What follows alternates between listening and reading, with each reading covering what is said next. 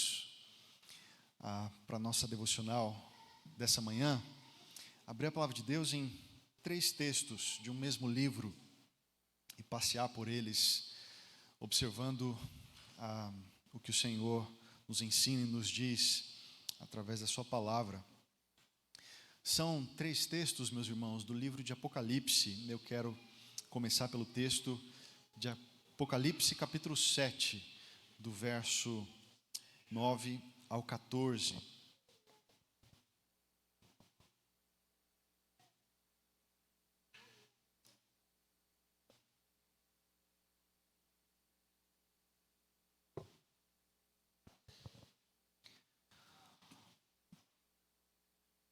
Apocalipse 7, do verso 9 ao verso 14. Diz assim a palavra de Deus: Depois destas coisas, vi e eis grande multidão que ninguém podia enumerar, de todas as nações, tribos, povos e línguas, em pé diante do trono e diante do Cordeiro, vestidos de vestiduras brancas, com palmas nas mãos, e clamavam em grande voz, dizendo: Ao nosso Deus, que se assenta no trono, e ao Cordeiro, pertence a salvação. Todos os anjos estavam de pé, rodeando o trono, os anciãos e os 4 seres viventes, e ante o trono se prostraram sobre o seu rosto e adoraram a Deus, dizendo: Amém, o louvor e a glória e a sabedoria, e as ações de graças e a honra e o poder e a força sejam ao nosso Deus pelos séculos dos séculos. Amém.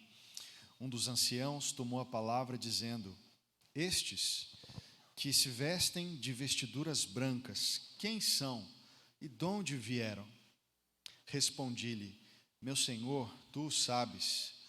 Ele então me disse: São estes os que vêm da grande tribulação, lavaram suas vestiduras e as alvejaram no sangue do Cordeiro. Apocalipse 12, meus irmãos, do verso 13 ao 17.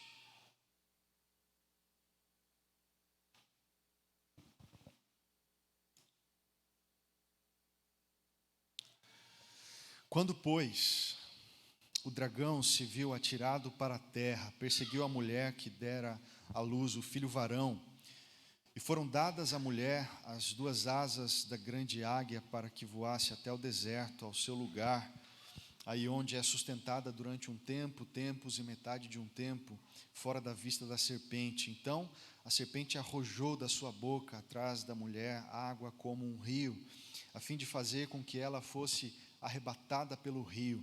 A terra, porém, socorreu a mulher, e a terra abriu a boca e engoliu o rio que o dragão tinha arrojado de sua boca. Irou-se o dragão contra a mulher e foi pelejar com os restantes da sua descendência, os que guardam os mandamentos de Deus e têm o testemunho de Jesus, e se pôs em pé sobre a areia do mar. O último texto, meus irmãos, é Apocalipse 14, do verso 9 ao 12.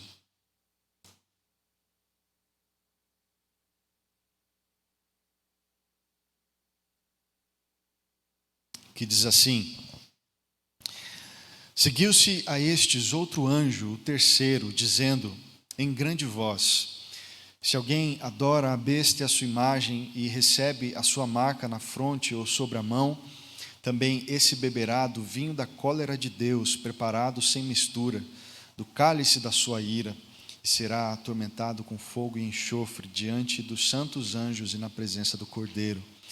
A fumaça do seu tormento sobe pelos séculos dos séculos e não tem descanso algum, nem de dia nem de noite, os adoradores da besta e da sua imagem, e quem quer que receba a marca do seu nome. Aqui está a perseverança dos santos, os que guardam os mandamentos de Deus e a fé em Jesus. O que há, meus irmãos, em comum nesses textos? Especialmente no final deles, como eles são concluídos. Esses trechos dizem respeito a cenas do fim, ou de ocasiões muito próximas do fim, ou de fato de ocasiões que revelam cenas da glória nas quais o fim já havia sido um acontecimento. E estavam lá diante do povo de Deus, um povo com características específicas. Essa é a característica do nosso primeiro texto, quando se descreve, meus irmãos, um povo na presença de Deus que vinha, segundo o texto, da grande tribulação. E esse povo tinha uma característica específica, uma identidade específica, uma marca, uma distinção. Nosso segundo texto cita através da imagem de uma mulher, de um dragão, de uma grande luta envolvendo esses elementos que representam a igreja que deu origem a Cristo, o povo de Deus, o povo de Israel, e que depois é perseguido por Satanás, representado pelo dragão, e que foge e se esconde, e que é amparado, esse povo, e fortalecido para que permanecesse vivo diante dos ataques do inimigo. Esse povo também guarda uma característica especial. Bem como no último texto, meus irmãos, quando nós somos informados daquelas vozes dos anjos que anunciam sobre a terra coisas a respeito do fim. E dentre essas coisas, a ira de Deus e a mão do Senhor vindo contra aqueles que se levantaram contra Ele, adoraram os inimigos de Deus e se prostraram diante deles. Mas o povo de Deus, aquele que guarda a fé em Cristo Jesus e a sua palavra, é aquele povo que persevera até o fim com características específicas. Meus irmãos, o que há em comum nesses textos é que eles associam a verdadeira fé em Jesus com a transformação segundo os mandamentos de Deus.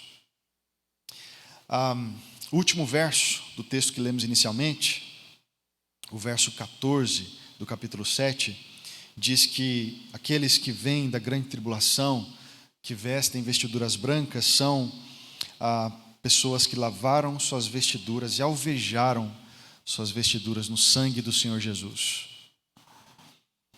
Veja bem, verdadeira fé no poder do sangue de Cristo Jesus com transformação. Embora essa seja uma imagem da glória que João vê pelo poder de Deus e nos descreve, essa é uma imagem da glória que remete a atos passados, porque aqueles homens que estavam lá, aquelas pessoas que estavam lá, aquele povo que estava lá, é um povo que limpou suas vestes.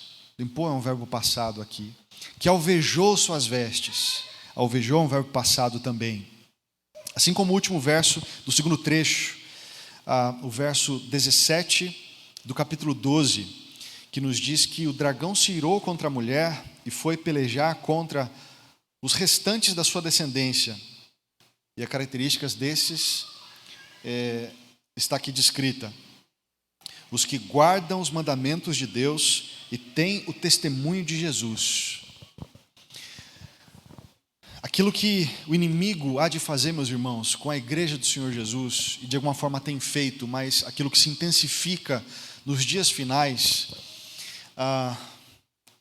faz com que se evidencie a identidade do povo de Deus. Quem é o povo de Deus, segundo esse texto?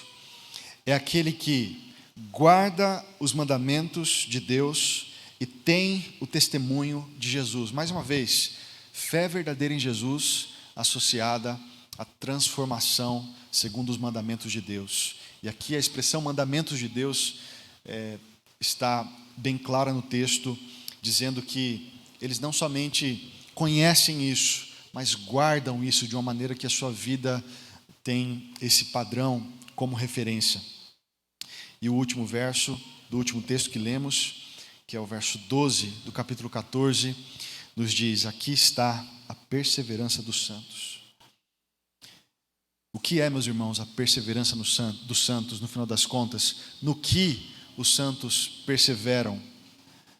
Os que guardam os mandamentos de Deus e a fé em Jesus. Ou seja, Apocalipse é enfático em nos dizer, meus irmãos, que a fé no Senhor Jesus, a confiança em Cristo, não pode ser desassociada da sua lei moral. Aqueles que estão conosco estudando na classe de novos membros, assuntos como a lei de Deus na Escritura, podem lembrar quando nós vimos que a lei de Deus, didaticamente, pode ser dividida pelo menos em 3 tipos na palavra de Deus. Lei cerimonial, que diz respeito à cerimônia do culto do Antigo Testamento, os sacrifícios, o trabalho do sacerdote, o próprio tabernáculo e tudo que envolve a cerimônia de culto ao Senhor no Antigo Testamento. Mas uma lei que cessou, por assim dizer, porque Cristo deu lugar a um cumprimento perfeito dessa lei, de uma maneira que ela não precisa mais ser cumprida.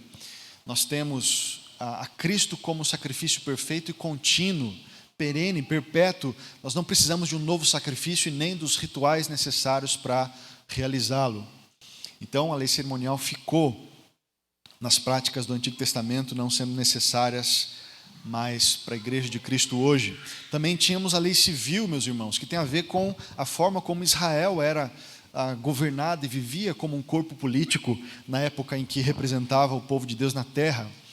Esse povo precisava de direções quanto à higiene, direções quanto àquilo que fazia, quanto aos crimes e as devidas punições a eles, e a tudo quanto nós podemos imaginar que envolvia a nação de Israel como um corpo político que representava a Deus na terra. Também uma lei que cessou, por assim dizer, meus irmãos, porque Israel não mais representa o povo de Deus na terra, mas sim a igreja de Cristo representa. A igreja de Cristo é Israel, o Israel de Deus, o Israel espiritual do Senhor. Nós não temos mais a lei civil como uma lei a ser cumprida nos seus detalhes, mas sim de referência no que diz respeito à vontade de Deus e aos seus princípios. Uma lei, portanto, que também cessou no seu cumprimento estrito. Mas, meus irmãos, nós temos também a lei moral do Senhor, representada, por exemplo, pelos 10 mandamentos e por outros tantos textos que falam da expressão do que é a verdade do caráter de Deus e de como, a partir disso, nós deveríamos viver. E essa lei, meus irmãos, segundo a própria construção do Novo Testamento, jamais passa, jamais cessa, jamais deixa de ser o padrão de referência para nós de como viver para amar e adorar o nosso Deus. Essa lei, meus irmãos, continua sendo aquilo que nós precisamos buscar, uma vez que somos salvos pela graça e agora somos levados a amar o Senhor que nos salvou, e nós perguntamos como fazer isso, como retribuir a Deus aquilo que Ele fez por nós. E a resposta do Senhor para nós é: busque transformação no meu caráter expresso na minha lei. E nós vamos buscar isso não no nosso próprio poder, na nossa própria força, na nossa própria capacidade, mas a graça de Deus é conosco. E agora pessoas que antes eram incapazes de dar um passo sequer na direção do Senhor, são capacitadas pelo poder do Espírito, pela graça de Deus, pela mão de Deus sobre suas vidas, a andar na direção do Senhor, a viver segundo o seu caráter, e a fazer obras de obediência à palavra revelada, e assim viverem de uma forma nova, uma forma transformada, buscando coisas que antes não buscava, desejando coisas que antes não desejava, buscando construir no coração aquilo que agrada ao Senhor, bem como destruir no coração aquilo que é contrário à lei de Deus. E, na verdade, meus irmãos, a nossa pergunta nessa manhã, diante desses 3 textos, é: o quanto isso é importante? O quanto isso faz diferença para a vida cristã? O quanto isso diz respeito à verdadeira vida cristã? E a resposta é: no entardecer, meus irmãos, do fim dos tempos, próximo do apagar das luzes, próximo do dia final, cresce a distinção que separa quem é povo de Deus de verdade e quem não é povo de Deus. Uma distinção que, no tempo presente, talvez não seja tão clara, talvez não seja tão evidente, mas, segundo a palavra, a cada passo próximo da porta do fim, isso fica, meus irmãos, muito bem estabelecido, quem é povo de Deus e quem não é. E aqui está, nesses textos, meus irmãos, o que distingue o povo de Deus dos demais: fé verdadeira em Cristo Jesus e coração que guarda os mandamentos de Deus. A marca daqueles que estarão na morada do Senhor, e fica claro quem estará, e cada vez mais claro no dia final, é essa: eles creem no sangue do Cordeiro, eles creem no nome de Jesus, eles têm fé verdadeira em Cristo Jesus, e ligado a isso, as suas vestes são lavadas, suas vestes almejadas, eles guardam o mandamento do Senhor. O padrão de vida que eles buscam pela graça e poder do Senhor são os mandamentos de Deus. Eis a identidade do povo de Deus, meus irmãos. No dia final, a identidade do povo de Deus não vai ser uma doutrina específica, não vai ser uma característica de culto litúrgica, não vai ser um estilo de governo de igreja.